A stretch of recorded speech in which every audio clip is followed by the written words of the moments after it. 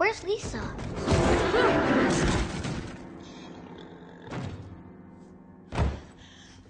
Lisa is upstairs. When she came in on this, all of us immediately responded to, she's so sharp, has so much intensity, she's so vivid, and we thought, boy, the comedy that's going to come out of the collision of this vivid, intense, really great girl with her brothers and with the aliens and with this mysterious astronaut really seemed like it was going to be a great thing for comedy.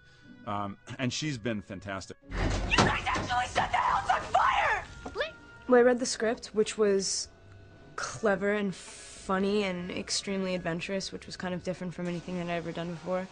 And I really liked the idea of doing a comedy. It's just something new, something I've never tried, and I'm a big fan of Jon Favreau, the director, and so that was definitely a draw. And Kristen Stewart was not anything like what I had originally envisioned in reading the script or what the studio had envisioned in that role. But she was just so luminous and so talented as an actor and so wonderful, and you just couldn't take your eyes off of her. You know, I knew that she had to play the sister. I just feel so safe around him. Cars.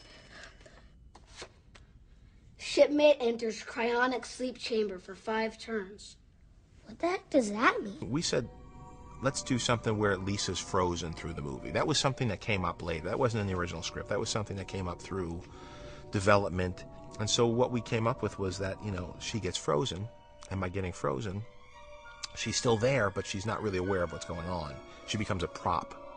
And then later in the movie, she comes back to life and unfreezes and is part of the movie. So I figured for Lisa, we'd get a mannequin, and we'd spray her with that, and there would be this white, frozen prop that we would throw around and have fun with.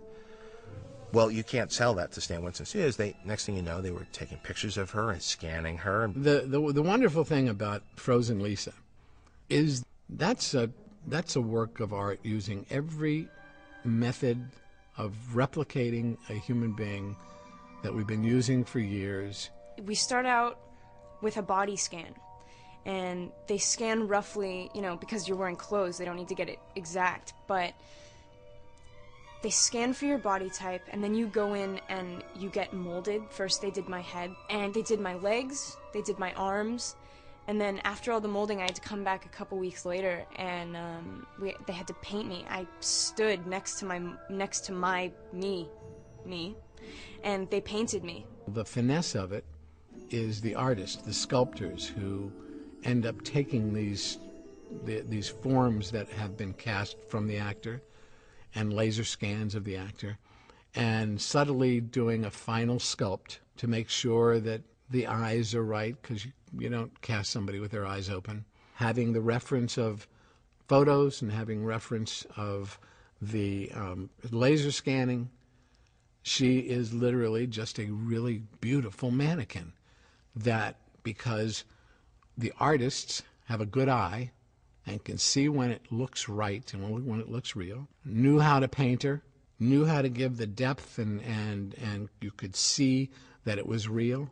And then using flakes and wax and all the typical Frozen things that we would do to an actor and that we've been doing for years, but in this case, covered onto a replica of the actress that is perfect. I have to say, it's a trip seeing yourself in person, because you can see yourself on screen, which is also kind of weird, but to see yourself actually in person, standing next to you, it's just a sensation that no one really has ever experienced before. And also the fact that she's blue and icy and frozen, and every nuance, every freckle, every line on my face, it's there. It's amazing. They did a great job. Well, I got there, and you couldn't tell. You know, you're looking to see if it's breathing, and it looked just like her, and they had gone through a process of making it look frozen without making it look dead. I mean, that was the other thing, is you didn't want it to be like a horror movie.